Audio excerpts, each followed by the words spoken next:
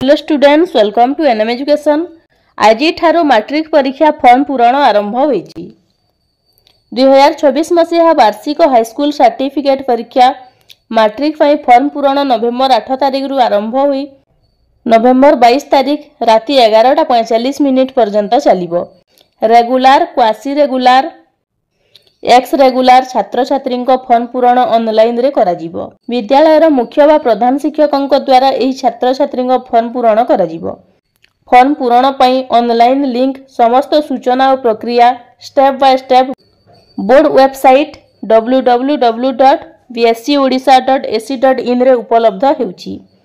सेहीपरि पत्र विनिमय रेगुलार और पत्र विनिमय एक्स रेगुलार छात्र छात्री फॉर्म पूरण बोर्ड आंचलिक कार्यालय रे बोर्ड उपसंपादकों द्वारा ऑफलाइन रे करा जिवो। राज्य मुक्त विद्यालय सर्टिफिकेट परीक्षा ओपन स्कूल छात्र छात्री नवेम्बर 8 तारिख रु नवेम्बर 22 तारिख पर्यंत ऑनलाइन रे विद्यालय मुख्य व स्टडी सेंटर मुख्यों द्वारा करिवे।